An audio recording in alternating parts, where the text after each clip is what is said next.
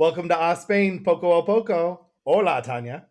Hola, today we are going to talk about Joaquín Sorolla, who is a famous Spanish Impressionist painter. And I will say this is a little selfish on my part because I do love Impressionist paintings. So this is why we started on this one, not only just because he's a famous Spanish painter. It's a little bit of a combo. And here we are promising in our Poco a Pocos a little bit of arts, culture, food. Mm-hmm. We're giving you all of Spanish life, right? And history and all those Absolutely. things. Yes.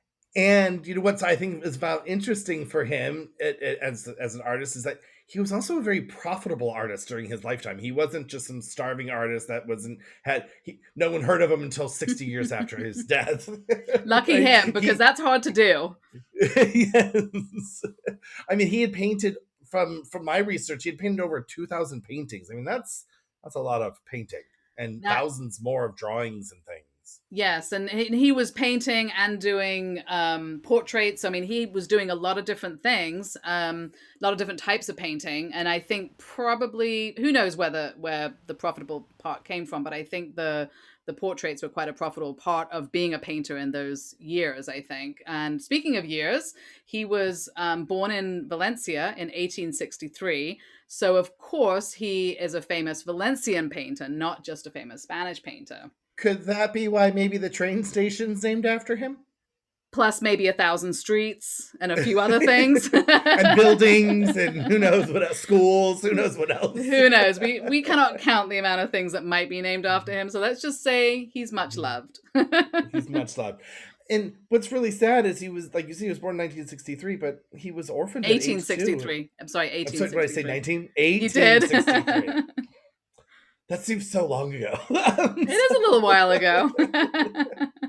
But his parents, they had died of cholera, so him and his younger sister were orphaned. He was only 2, and his aunt and uncle raised them. So he was probably lucky But to have an aunt and uncle to raise him, because you probably wouldn't always have had that in that era. Yeah. right. And it seems like they must have I mean that they encouraged his artistic endeavors because he Hmm. started studying art at an early age here in Valencia at the Academy San Carlos, which is a major art Yeah. school And studio he started space. that at 15, which is very young. So he was obviously incredibly Hmm. talented. And then he also studied in Rome and Paris and Madrid. So he went around and got a lot of experience at a very young age, which I think Hmm. obviously impacted his talents tremendously, because his paintings are lovely. I mean, they're very typical kind of impressionist in a way. It's very much about painting life. If anyone wants to go on and sort of just Google his paintings, if you haven't seen them, they're really depicting just life and people doing things, and in a very beautiful, sort of bright way, I think. And he was known, speaking of bright, he was known for his ability to capture light. He was known for painting, as they say, in plein air, which is in plein air, Mm-hmm. outdoors. And some of his paintings, he loved to do these beach scenes, and the light cascading on the people. It is breathtaking. But Mm-hmm. some of his Stunning. canvases even have the grains of sand from the winds on the beach, not on purpose, but he's painting Right. outside, and nature would be caught in the snares of the wet paint, as it were. Absolutely. Yeah, and you can see the motion in the people's clothes and the motion of the wind and the waves, and it's just really capturing something, like you said, it just incredibly beautiful, the way he paints. And Hmm. he did dedicate his entire life to painting. He got married in 1888, and her name was, you're going to have to correct me on this one. Let's go with Clotilde Garcia del Castillo. How's that? That sounds pretty good to me. And he was, of course, she was his muse, because that would make sense. And Hmm. so therefore a subject of many of his pictures. And they settled in Madrid in 1890 and went on to have 3 children. But he, despite living in Madrid, he returned to Valencia and was drawn very much to the Valencia area and capturing the effects of the Mediterranean sunlight. So it's you can see why people love him, particularly here in this area, I think. Hmm. And I'll have to say, and as a side note, when we first moved here, there was I didn't know who really Sorolla was. I saw the name on the train station. Didn't mean much to me. But the Fine Arts Museum was doing a retrospective of Sorolla's work, so I got Mm, to see a bunch of the paintings, and it was breathtaking for hmm. sure. And but just to see all this light and know that it was painted, there was a lot of pride. You felt pride in the exhibit, I guess it were a Yeah, you Valencian could see pride of it. them You could feel it. showing off their artist. Yeah. Yeah. Yeah, and besides the paintings, I don't know whether that particular exhibit was mostly his more lifestyle art or whether it was his portraits or both. But he did obviously do a lot of portraits. He even painted a portrait of President Taft, so he was very popular in that era for doing the portraits. I don't know how did the museum, did they do a little bit of both or? It was mostly I want to even say it might have been called Sorolla in Valencia. It was a lot of the beach scenes is what I Mm, remember, was just a lot of beach water scenes, right. that kind of thing. Now, what I had learned about his portraiture work, I think that was what paid his bills to then do these larger these the scenes, right? Mm-hmm. These beach scenes and things.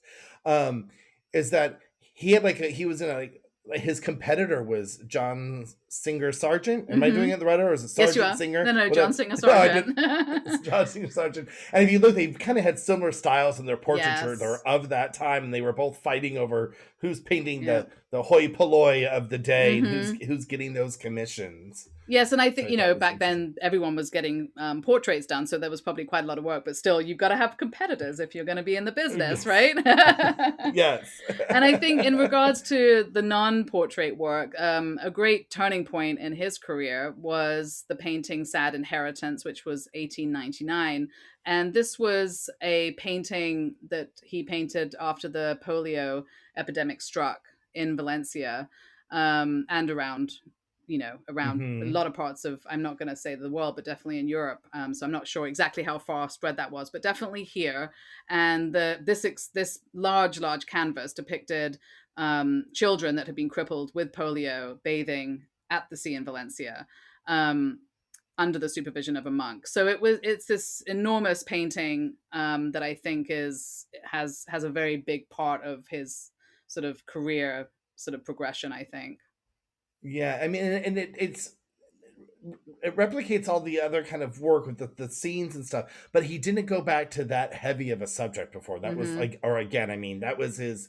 He did that once. It was like once and done. It was because it's a very impressive painting, and you see the emotion when you realize what's really Yeah. going on of these crippled children. Yeah, and I think it's interesting because that wasn't, he was painting people on the beach, people in life, just people doing Hmm. things, like in the Impressionists. This was kind of the first time people were really painting just people doing things rather than something very kind of still lifey and everything. So, you know, that it obviously made sense for him to paint that because that was something that was happening on the beach at that Hmm. moment, and it also makes sense that he didn't go back to that because that he did that once. Now you need to go on, and there's a lot of people having a life doing a lot of different things. But he did win a lot Right. of honors for that painting, so I'm sure that enhanced his career, regardless of whether that was something he wanted to paint again. Right, right.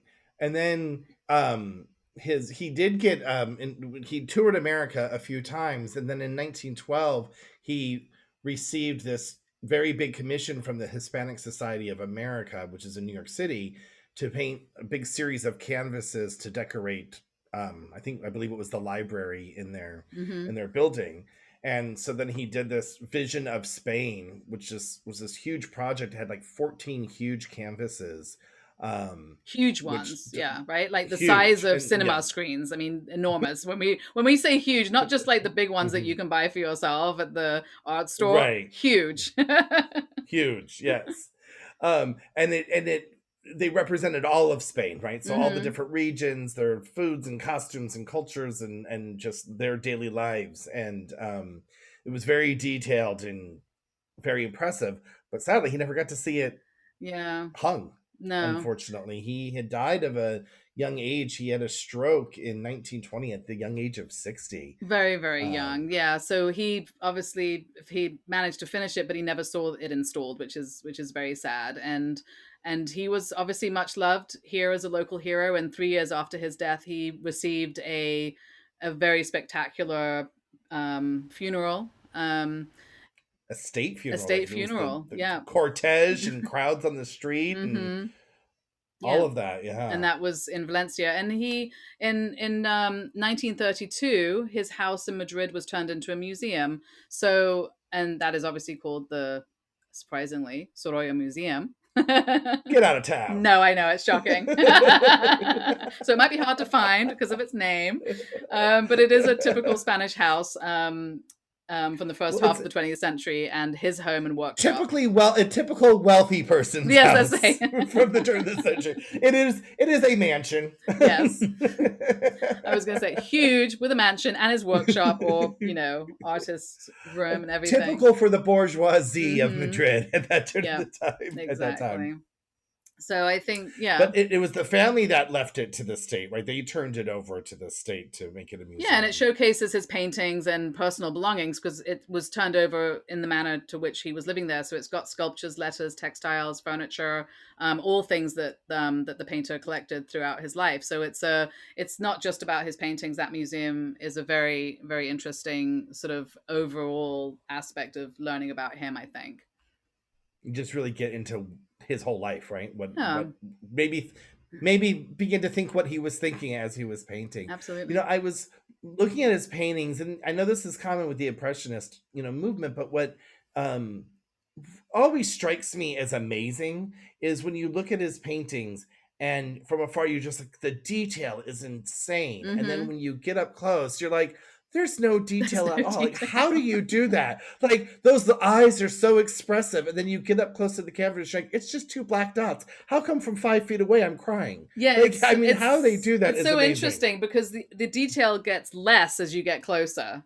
And you need to look at these paintings. I mean, if you get closer, obviously you're seeing the beauty of the brushstrokes and the colors and everything in a different way. But when you're step back is where you actually see the detail of the painting. Really, you have to be away from it to really see all of that. And it is truly, truly spectacular. So I'd highly recommend, if you are not familiar with his paintings, to go and take a look online and find a museum with some if you can. And if you are familiar with him, go back and see it and come to Madrid and see his house. Right.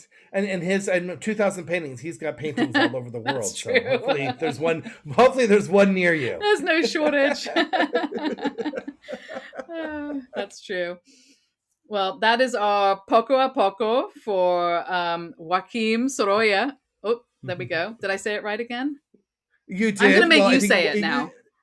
It's Joaquín Sorolla, or you could say Joaquín Sorolla. So is it Valenciano or Castellano that you want to say it in? So we hope you enjoyed this. We hope you enjoyed a little insight into a very famous Valencian painter. Until the next Poco a Poco. Adios, amiga.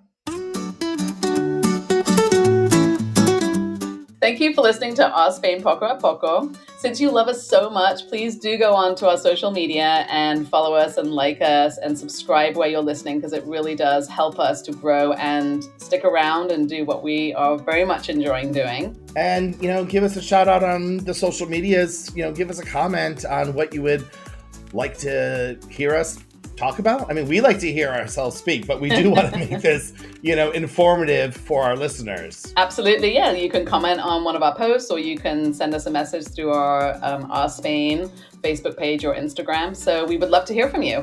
Yes, we would. Till the next episode. Bye.